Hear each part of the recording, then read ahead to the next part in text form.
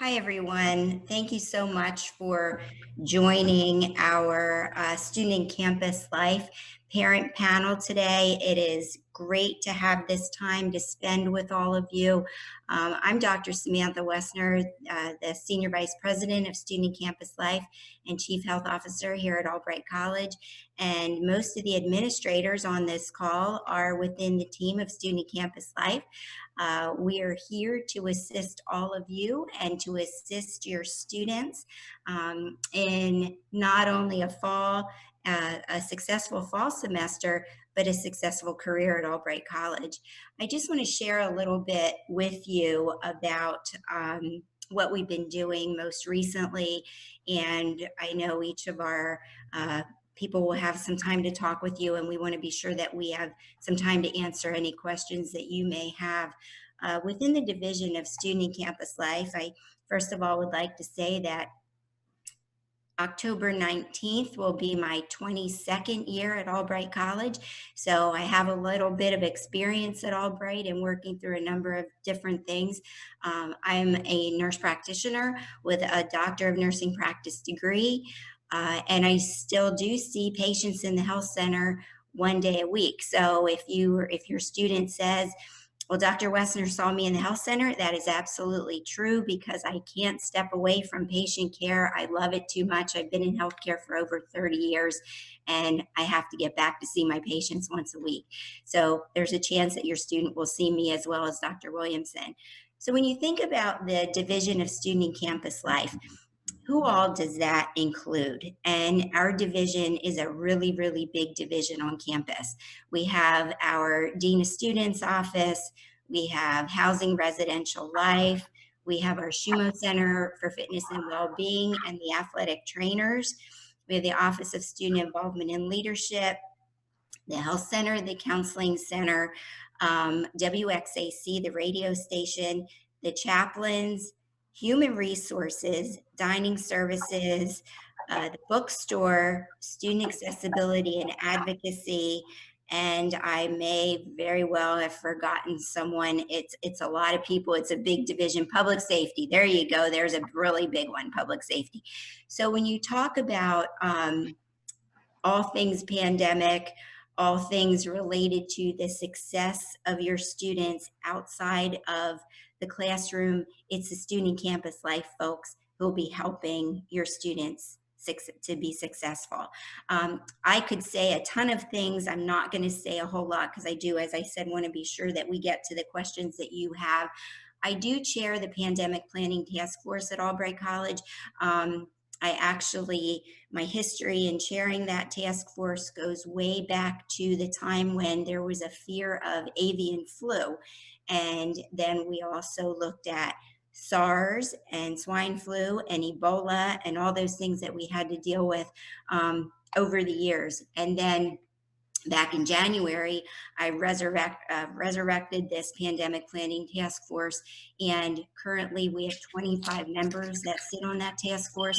We've been meeting twice weekly since March. We meet on Monday mornings and Thursday mornings for an hour to an hour and a half during every meeting. And this is a team that has looked broadly across campus to institute the policies that we've put forth in bringing things to you and your students.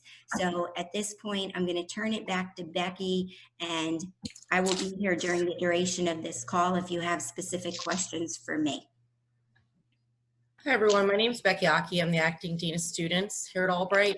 I'm also the Title IX Coordinator, the Director of Community Standards, and I oversee the International Students Office, and this year I'm the Director of Orientation. So I'm actually here on campus right now with our student leaders. They're called POPs, Peer Orientation Persons. They're going through 4 days of training, and then they're getting everything ready for the incoming class. A few things that I do, I help to support student success, and I work with all of the different divisions and departments to ensure the success of the students here at the college. I'm a resource for students as well. If anybody has problems, concerns, as well as parents, you can always contact my office at any time. That's all I have from my end. And if you have any questions or questions during this this panel, feel free to ask away in regards to orientation or any of the other things that I just mentioned that I do. Thank you all for being here. And I also wanted to go off of what Sam said, and I'm going to start my 13th year at the college. I spent the last 12 years in public safety, lastly as the Associate Director of Public Safety. So I just stepped into this new role February 1st, 2020. And I'm so happy that all of you are here, and I'm really excited to meet all of the students. Thank you.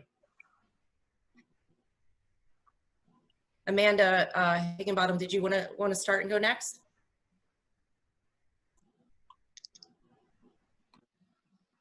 Sure. Thank you. I'm Amanda Higginbotham. I am the Director of Res Life at the college. My staff and I have a staff of 2 area coordinators and 1 assistant director, and 40 RAs who supervise the residence halls to ensure your students have a safe, comfortable, and healthy living environment. I have been here for 4 years.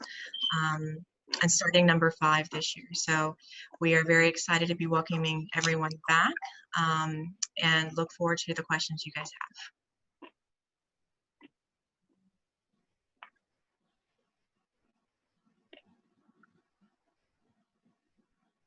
Next up, we have Katie Mangold. She's our new OSIL director. Hi, everybody. This is my 14th day here at Albright, so not quite as long as everybody else, but jumped right in. I'm here with the pop groups as well, getting to know the campus. I'm super excited to hit the ground running with finding new and creative ways to engage the student population and really improve some of our student leadership programs that are on campus. Prior to coming to Albright, I actually spent 19 years at a prior institution in housing and residence life as well. So very, very committed to the college student population, and I just can't wait to actually meet all of your students and welcome them home real soon. Thank you, Katie. Next up, we have Alex Lesko from the Counseling Center.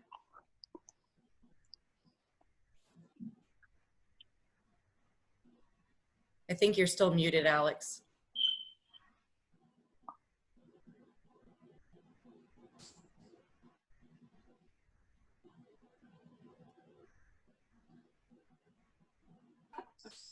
My name is Alex Lesko, and I'm here representing the Albright College Counseling Center, which is a personal counseling center for students. Not academic, more for personal issues, personal problems, anything that could range from homesickness, relationship issues, anxiety around academics, other similar kind of issues. I've been at Albright, this is my 19th year at Albright. I'm here about 15 hours a week. There's a team of 4 professionals, all licensed practitioners that myself and my 3 colleagues will work together with students here. We offer evaluation, short-term counseling sessions, usually up to about 8 sessions, referral for more intensive services when they're needed. And again, my organization has been providing these services for 19 years. I've been here for the duration of that. And we work under the leadership of Dr. Wessner and Dr. Brenda Ingram Wallace from the Department of Psychology here. We offer appointments. The appointments are made as scheduled by students, and that is usually done through and set up through the Gable Health and Counseling Center. Students can call there at a time that is consistent with their schedule, and we will do an evaluation and plan for services. Look forward to meeting your students very shortly. Thank you, Alex. Next, I'm going to go over to our chaplain, Melvin Sensei.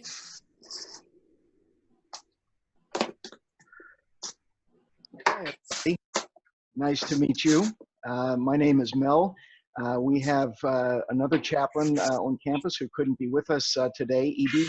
Bangura. Edie is African, and he is Pentecostal. I'm Presbyterian. Albright is nominally Methodist, affiliated with the United Methodist Church, but in reality, there are people here from all kinds of traditions. We have a Zen Buddhist group that meets on Sundays. We have a Catholic chaplain. We have a Hillel group for Jewish students, and a number of others as well. So, you know, college is a time when students often do a lot of questioning and thinking, and that can include their religious upbringing. I just want you to know, as one who is both a chaplain and also teaches in the religious studies department, that we take those things seriously. We don't try to move students in one direction or another necessarily, but to just give them the tools to sort things through for themselves and to provide support for them, especially when they are facing difficult challenges. That can include individual meetings, it certainly can include prayer times, sometimes special services, different ways, any way really that we can provide for the spiritual and religious well-being of students who are here at Albright College. I encourage you to reach out to us anytime if you have any questions. If you'd like us to reach out to your child, to your student here, we're happy to do that. Please feel free to check in with us. Thanks. Thanks, Mel. Next, I'm going to move over to Allison Burke. She's the director of our Shumo Center for Fitness and Wellbeing. Hello, everyone. I'm Allison Burke. I'm the director of the Shumo Center for Fitness and Wellbeing. I'm starting my 14th year at Albright College. I'm looking forward to seeing all of your students down in our fitness center. We are open with safety precautions in place. We already have students filtering through that are very excited to be back, and I'm sure your students are excited to come to campus. We offer a variety of fitness-based programs. A lot will be outside as well as inside this year. So we have fitness classes that we'll be offering on Science Field. We also have a full fitness center for your students to participate in. A lot of times we see students that come to us after playing a varsity sport and they decide not to, so they're looking for some way to stay active. So in addition to our fitness programs, we also offer recreational sports in our intramural sports program as well as our club sports program. And a variety of different active clubs, outdoor clubs, ski and snowboarding club. So basically, I oversee everything that doesn't have to do with varsity sports, any kind of recreational sport down in our center. And in addition to that, I also employ between 15 and 20 students as my staff members who work our front desk, our reception area, our intramural sports program. So if I don't see your students come through to work out, maybe they're looking for an on-campus job, they could come see me as well.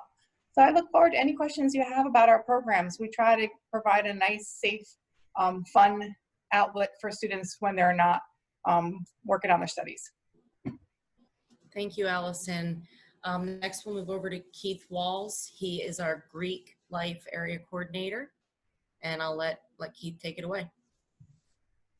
Hi, everyone. Like Becky said, I'm the coordinator for Fraternity and Story Life and also Multicultural Affairs. So I've been at Albright for a little bit over a year. I also work to support Katie, who spoke earlier in the Office of Student Involvement and Leadership. We have 7 Greek organizations as of right now, but have recently established a policy to expand to more than those organizations. And I also work to support the different cultures on campus and the students who come from those different cultures. Thank you, Keith. And lastly, we have Mike Miller on the call. He is from Dining Services. Hi, everybody. I'm Mike Miller. I'm from the Dining Services. I'm basically take care of everybody's tummy. You get intellectual and spiritual from Albright, but I'm the guy most kids come to see. Normally, if with COVID, there's been a lot of changes on how we try to do everything. We're asking everybody to remain social distance, ask people to have their mask on the dining hall while they're getting food or beverage, but when they sit and eat, obviously they can take their mask off. My always concern is people with special dietary requests. If your son or daughter has a dietary request that we should know about, please don't be afraid to see myself. And there's about 4 other people in the Dining Services that would be glad to help them out. And this time it's a challenge, I guess, for everybody, but it's a lot of, hopefully we can get everybody through the lines quickly. And nutritionally, there is a lot to offer. If you could see me full body, and I've been here 18 years, I didn't go starving, and I eat it here every day. So I look forward to your calls. Thank you, Mike. We'll take this time now to open it up for questions and answers.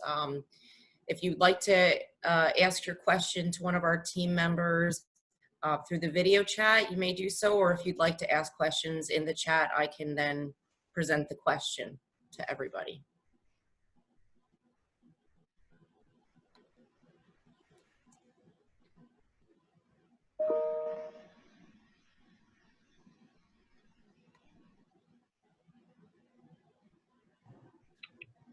Hi, I have a question for,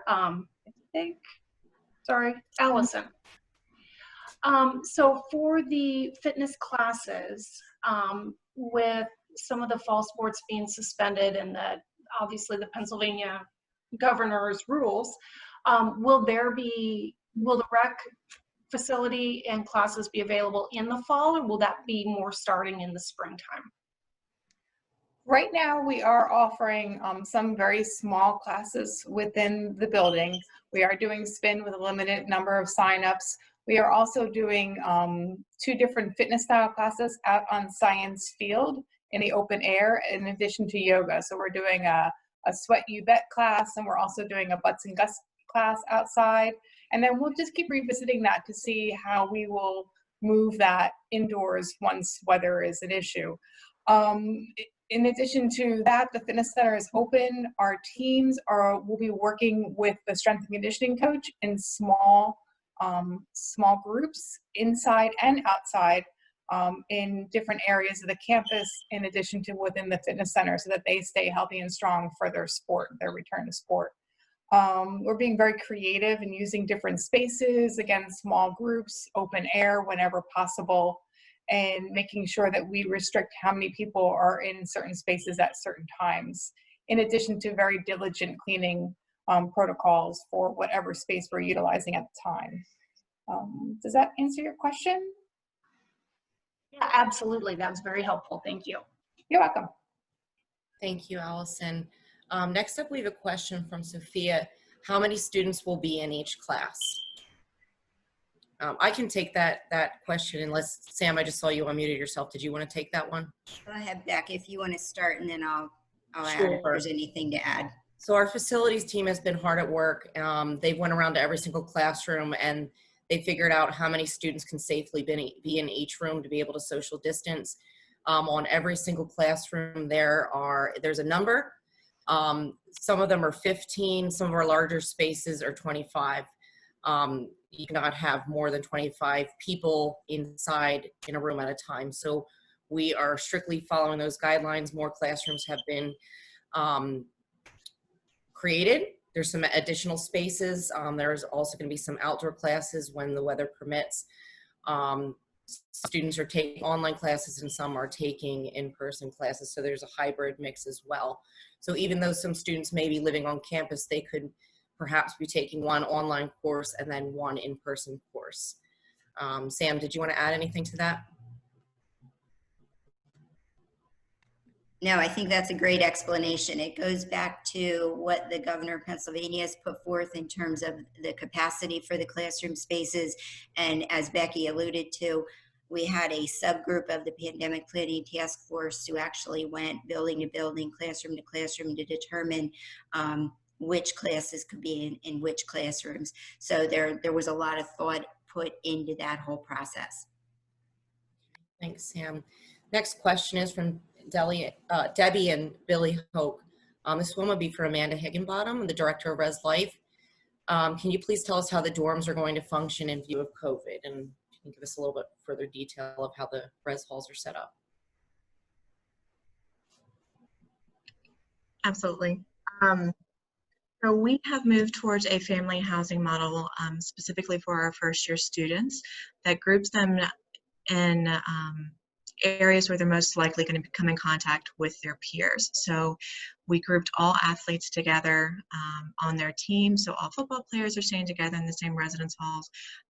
All lacrosse players are in the same area, so forth and so on.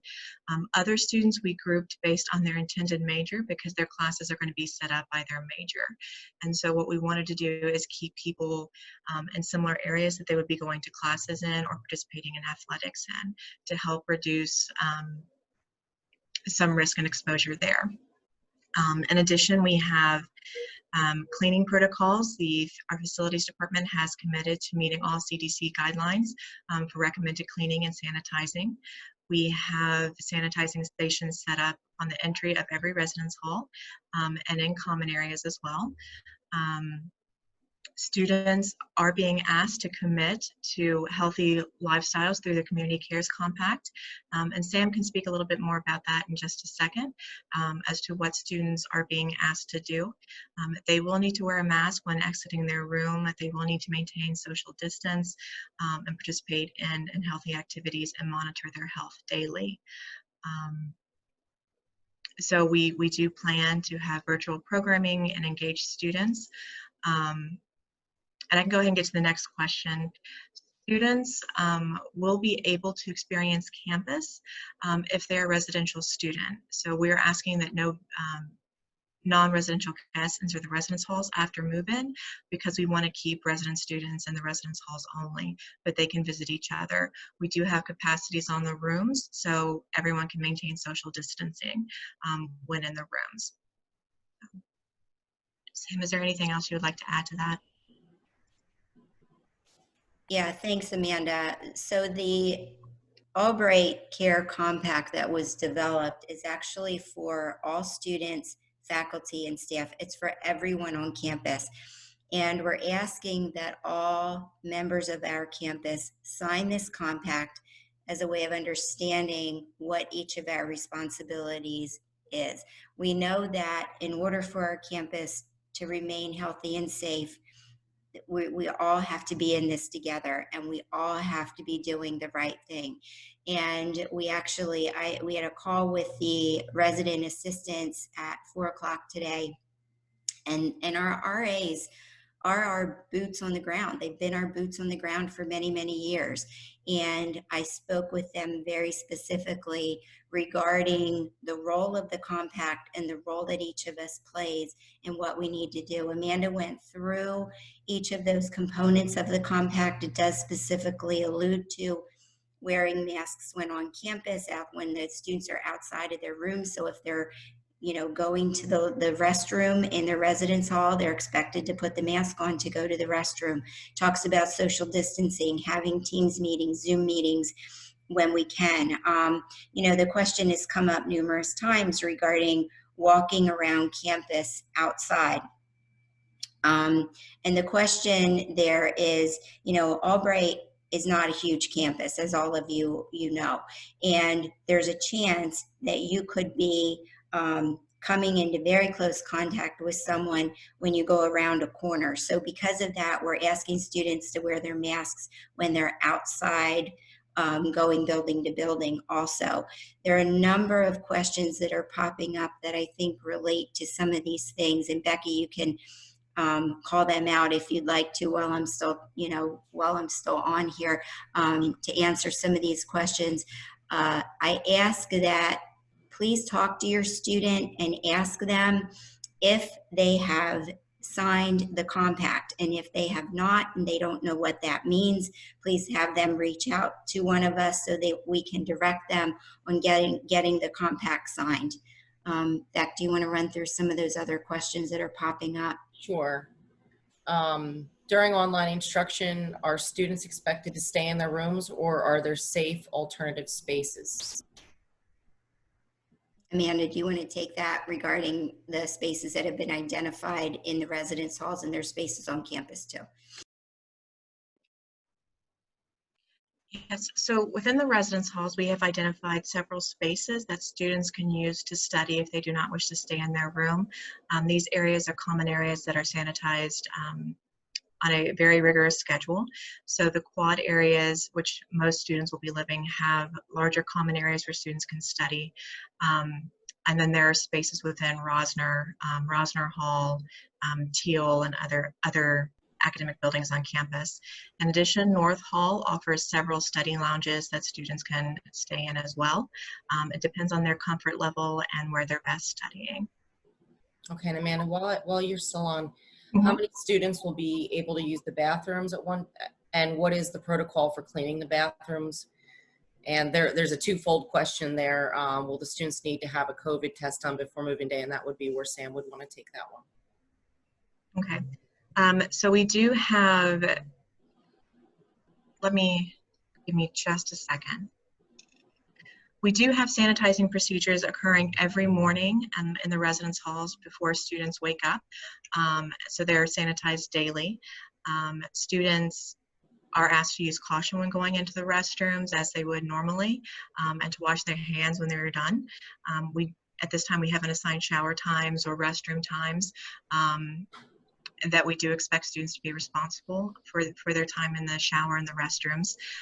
We are providing students with thermometers and hand sanitizer when they come to campus, so they are able to take additional precautions. And we have about 5 students per every stall and sink and shower in the residence halls and the quad areas right now. So. Thanks, Amanda. Sam, a few more questions for you. Will students be allowed to go off campus? If so, what are the protocol measures put in place as far as COVID guidelines? So if students are going off campus, to work or to do an internship, those activities will be allowed. We're asking students to not just go off campus unless there's a good reason to go off campus. When we had our students who remained shelter in place in the spring, when the governor put all the restrictions into place, we had to restrict at that time and not have students go off campus. But we're not continuing that with the fall. We're just asking students to be smart about what they're doing. Hopefully that answers the question. Regarding, Beck, I think you said about testing before students come to campus. There are schools that have put into place the testing protocol before students come into campus. Dr. Williamson and I have decided not to institute that practice at Albright College because there's a great concern in that testing protocol. When we looked at whether or not that was a good idea or feasible, we met with a number of laboratories and found out that across the board, they were recommending that the students be tested 2 to 4 weeks prior to coming to campus. It doesn't tell you anything if you're testing that far in advance. In Berks County, currently, the tests take anywhere between 7 and 10 days for test results to come back. That's Dr. Williamson and I meet regularly with our hospital labs and our local labs that we're using, and that's where it stands right now. And basically, let's say I have a test done today because I'm coming to campus and I'm going to one of those schools that's requiring a test prior to arriving on campus. So I get my test done. It's a self-swab. The students are asked to swab themselves. If any of you have had this nasopharyngeal swab done, which is actually the best test that can be done, it's a very uncomfortable test. And in order to get the test done the way it's supposed to be done, you basically stick the swab up your nose, back down the pharynx. It's a nasopharyngeal swab. There again, our concern was that the students, because the labs were asking them to self-swab, we were not going to get the results we wanted to get. And we didn't feel that simply checking a box was going to give us the answers that we needed. So we decided to not move forward with testing because let's say I did my self-swab today, but I have to go to work tonight and I work at a local restaurant. And guess what? One of my customers in the restaurant had COVID and didn't know it, and now I've now become infected. Well, that test result that I had, the swab I did this afternoon is not going to show what happened tonight. So we were very, very concerned that it was going to give us false hope and false results.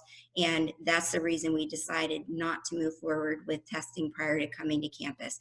Hopefully that answers that question. Beck, are there any other questions that I should be taking?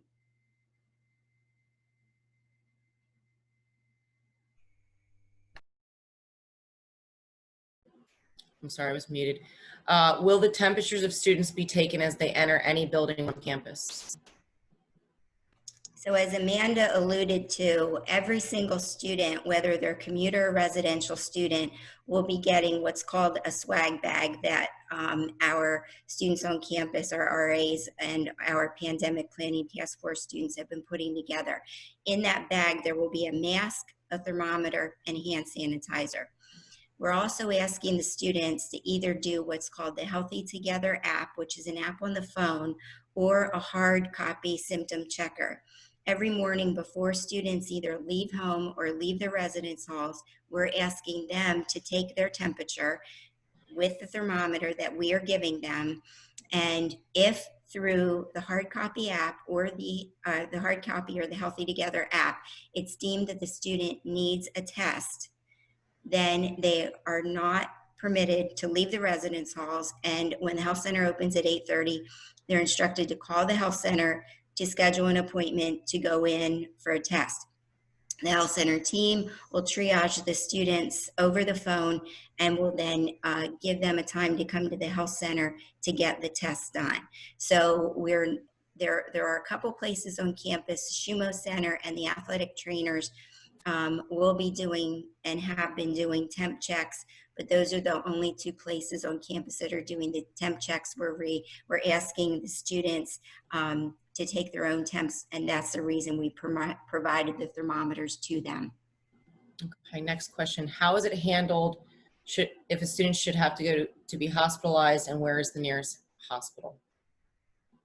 So we have two hospitals in the Reading area. We have the Tower Health Reading Hospital Medical Center and also Penn State St. Joseph's. And if students need to be transported to the hospital, and if it's during business hours during the day and they're in contact with the health center works with public safety to provide a transport. Obviously, if it's an emergent situation, an ambulance will be dispatched to take the student to the hospital.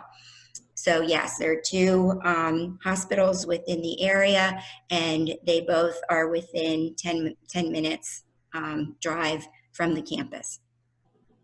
Thanks, Sam. Next question. Are roommates expected to keep masks on at all times, or at least for the first 2 weeks?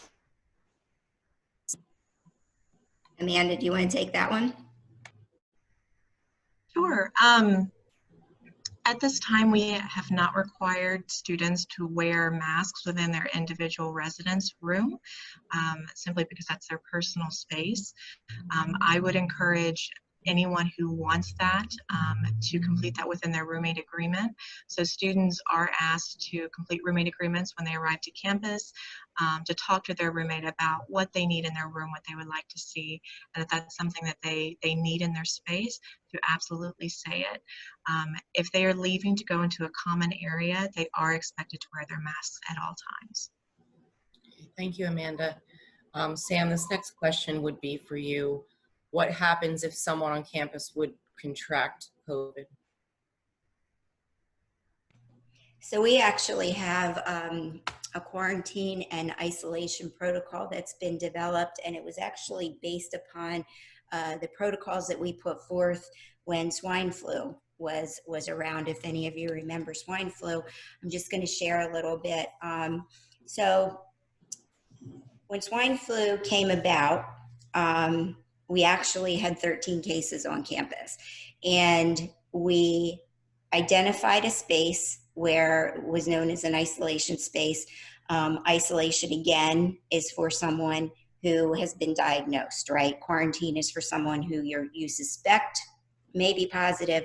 Isolation is if they are positive. So we had this space identified, and I'm just going to give you a little bit of history here.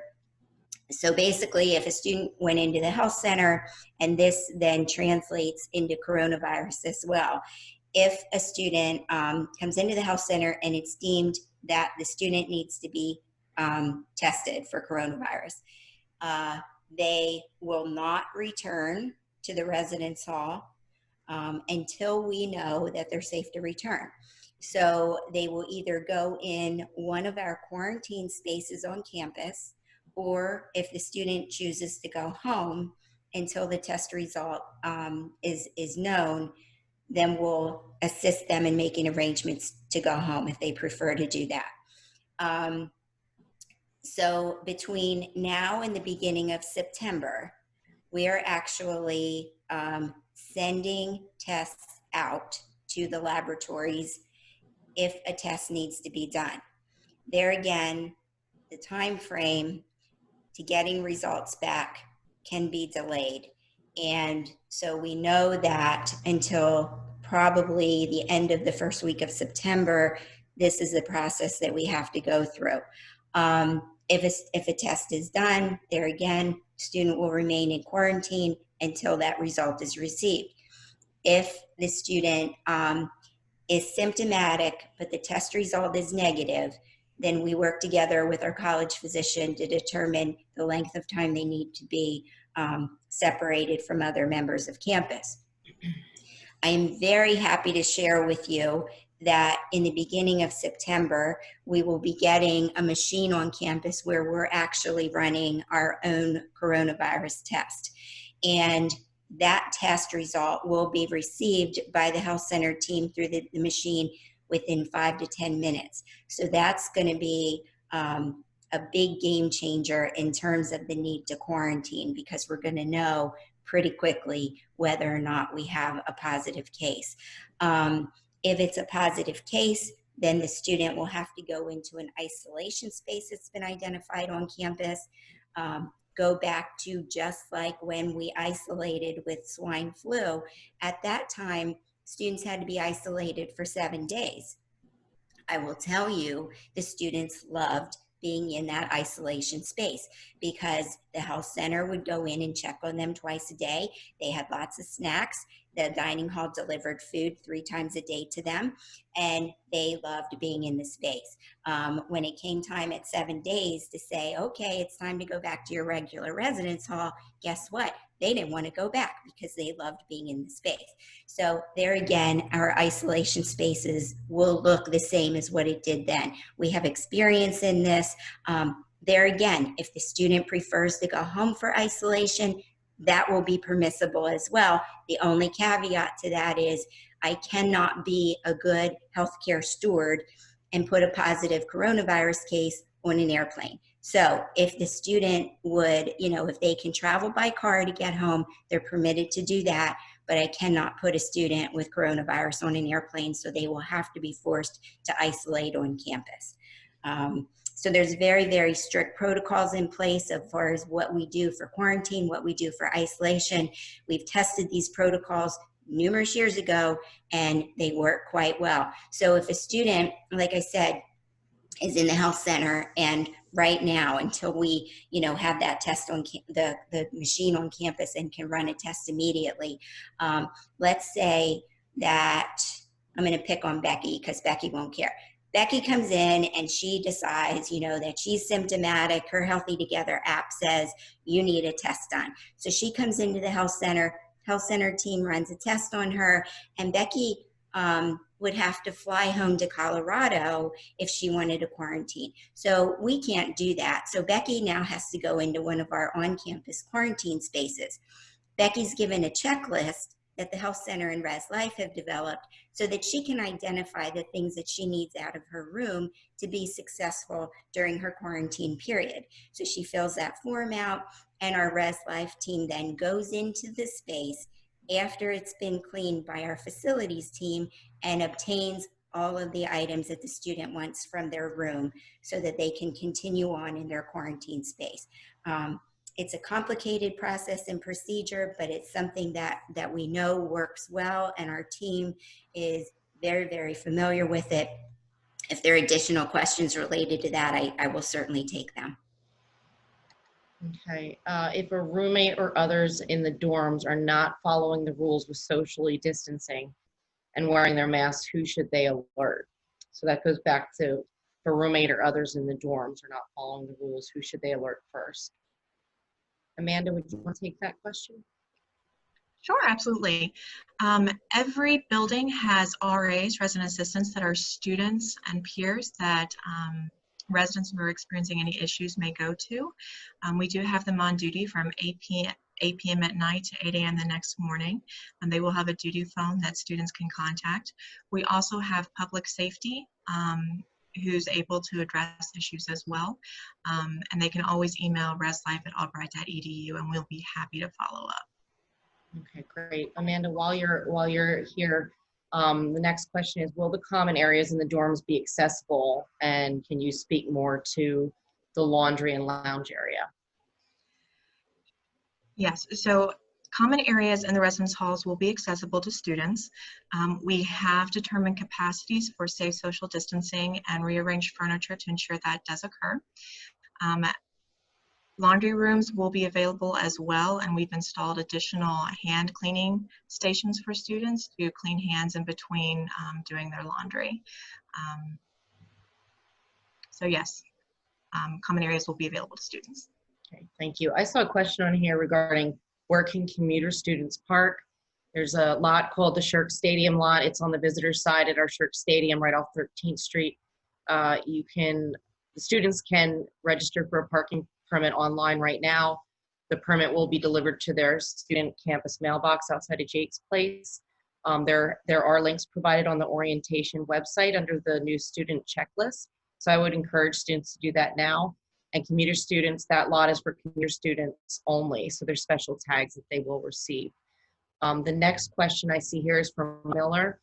How is the food distribution set up for the students to follow social distancing?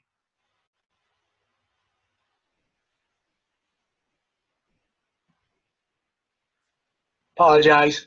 I'm not technically savvy. So right now we have floor markers that are spaced 6 feet apart. We are concentrating on making sure that the social distancing is in that area.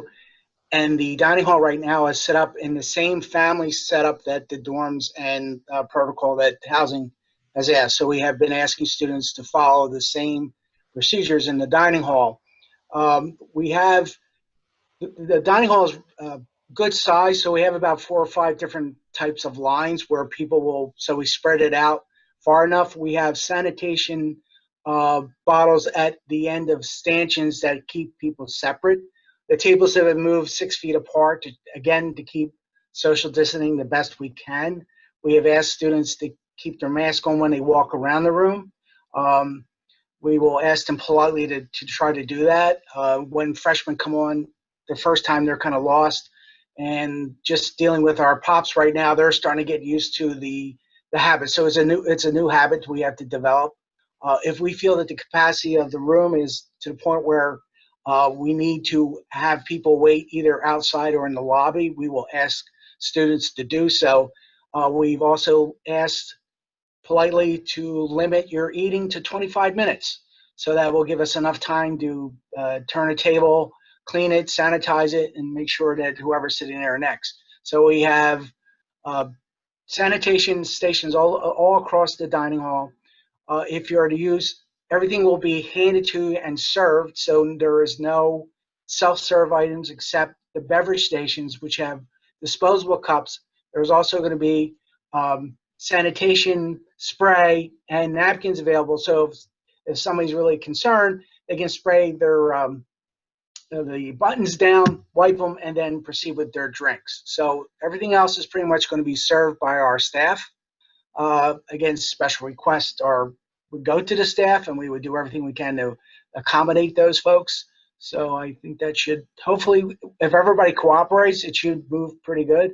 But we also know that This is new to us too, so we're going to do everything we can to try to accommodate the best we can to everybody's needs. Thank you, Mike. I'm going to take the next question here. If the teams are all in one area, one dorm, seniors will be rooming near freshmen, will there be more diligent alcohol monitoring? So I do kind of want to clarify for the students living in the buildings. Incoming student athletes were paired together. Upper class student athletes were paired together in separate living conditions. So there's going to be minimal interaction in the actual residence halls between upper class and first year students unless it's very intentional on their parts. So thank you for asking for that clarification. Okay, I'll take the next question. Will the students be in the room at the same time, same place for classes? And that's yes, for students that are signed up for some in-person classes. There will be numbers on the doors. There's only allowed 15 students at a time in certain smaller spaces. And some of our larger spaces, such as Klein Lecture Hall, Roop Hall, Science Lecture Hall, there is up to a maximum of 25 students. Like we said before, the facilities team has strategically measured to ensure that they're spaced far enough apart. Students will also be asked to wear masks, and those areas will be sanitized once a day, and also in high frequent areas throughout those buildings. So I hope that answers that question. I'll take the next question. For virtual appointments that may be personal in nature, such as therapy or family discussions, are there dedicated private spaces for the students? Alex, would you want to take that question? I can take part of it if someone else could give more specifics about the other areas. We will be conducting appointments at this point, both virtually and in person, given proper social distancing, masking, that kind of thing. So we will be able to do things live in person, but we also are offering services on a virtual basis. And the understanding is that there are private spaces on campus that students can use for those kind of discussions. Thank you, Alex. Will there be activities, programs available for students while not in class? I will defer this question to Allison Burke, our director of the Schumo Center, and also to Keith Walls as far as student programs that will be available to students this semester.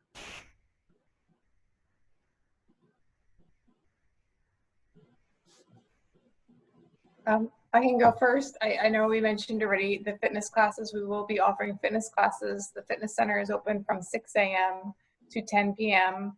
During the week, and weekends 8 to 4 on Saturday and 10 to 7 on Sunday. So that's a great outlet for students to participate in. Again, outdoor fitness classes when weather permits, as well as some small classes held within the fitness center. And then I'll let Keith talk about some more programming.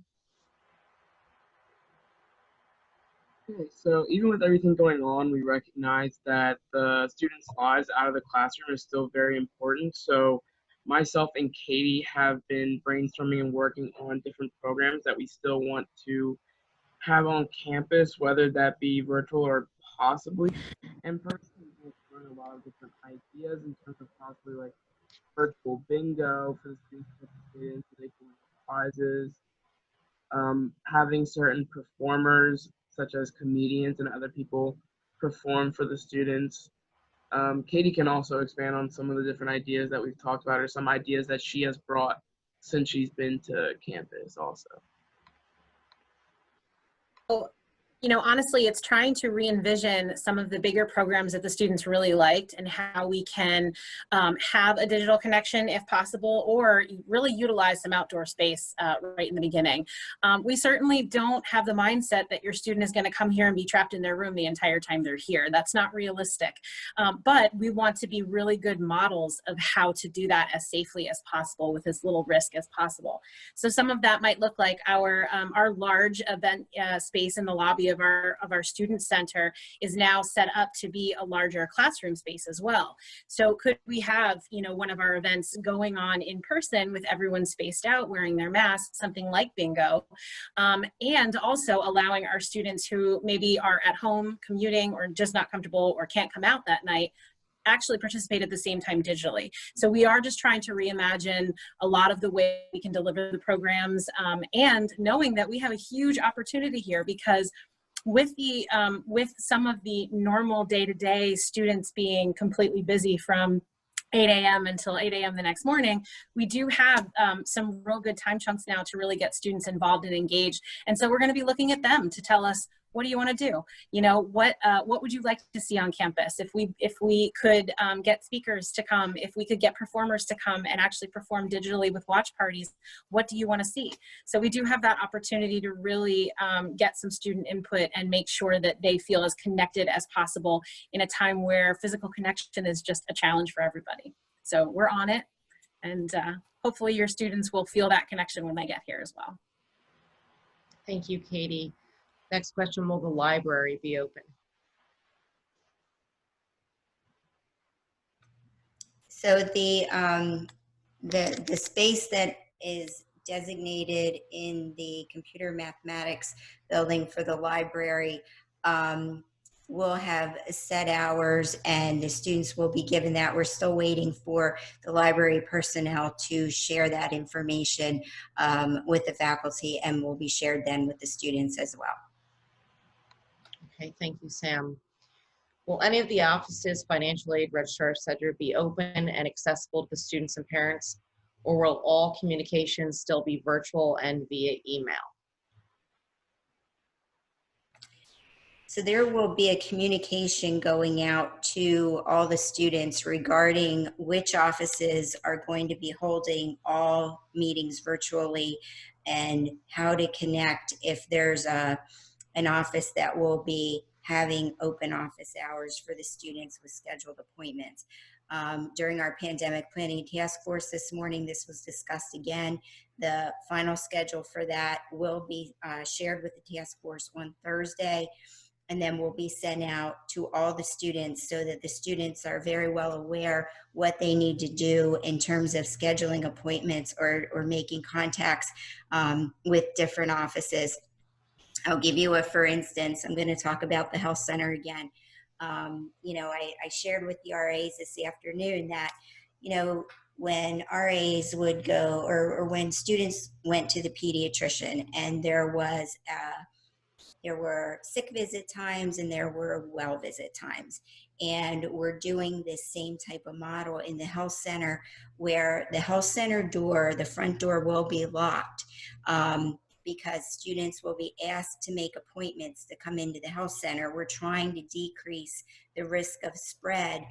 If a student, let's say there's a well visit, and a student is in the waiting area in the health center, the last thing we want would be for a sick student to just walk in the health center and potentially infect the well student.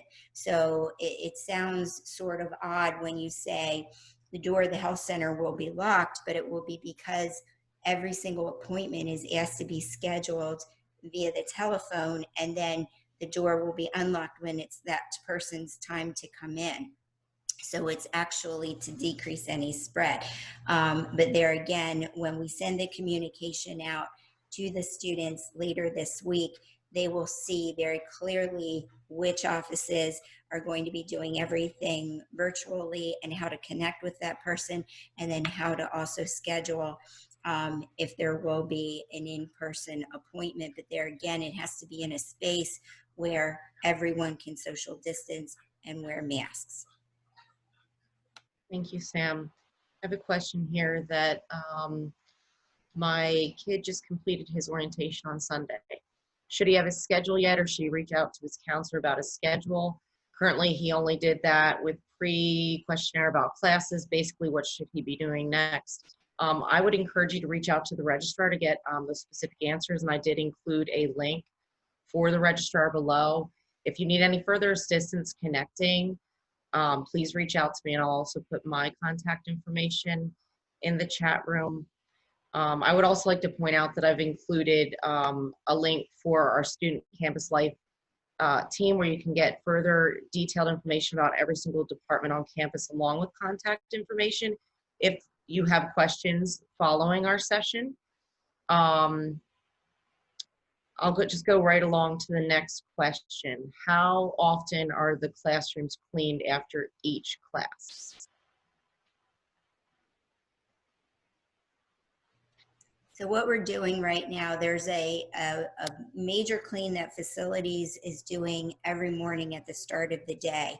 And then students and faculty, there are spaces, there are supplies provided. I'm sorry, I have a 107-pound Rottweiler who's chomping at the bit, who's trying to go out right now. So if you hear somebody crying in the background, that's who it is. I'm sorry about that. Perhaps she just wanted to say hello to all of you and welcome the new students. But anyway, there will be supplies in each of the classrooms, and faculty are asking students to wipe down the desks, and faculty are cleaning their spaces in the classrooms as well. And that's within each classroom time. So there's the big cleaning by the facilities once a day, and then during each of the class times as well. Thank you, Sam. And one last question. If a student is supposed to share a room with another student who's traveling from California, and that is one of the states with the travel restrictions, how will that work?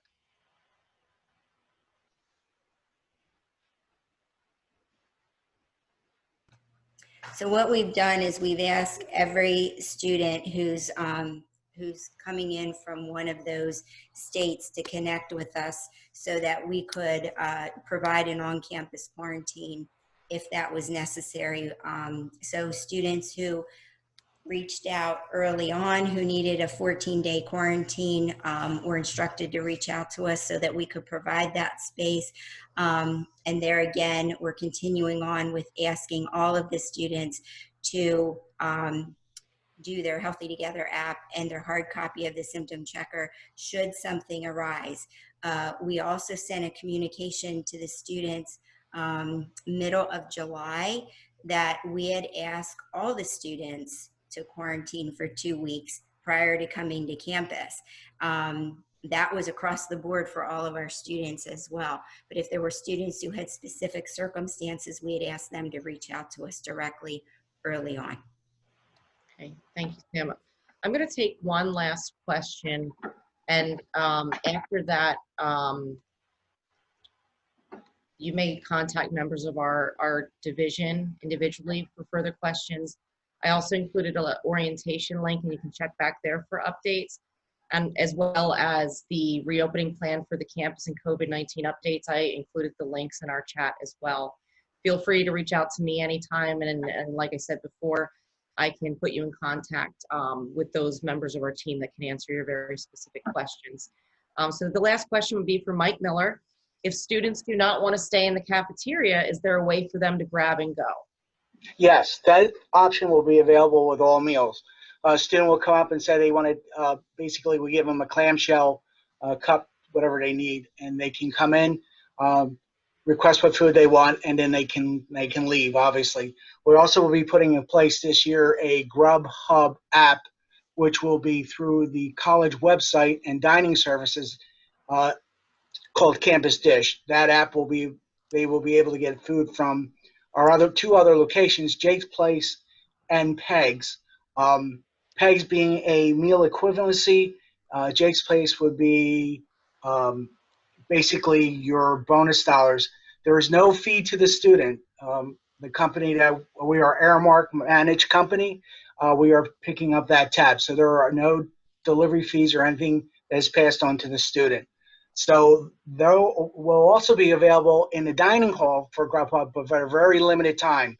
So we request that it'll be shut off probably a good 45 minutes before we close the doors, because inevitably you usually get about 20 orders, and unfortunately our crew is also, the safety of the crew is also very important to us and to your students. We don't want one of us to get sick, because then that puts a whole new wrinkle in everything. But grab and go will be available for all meals.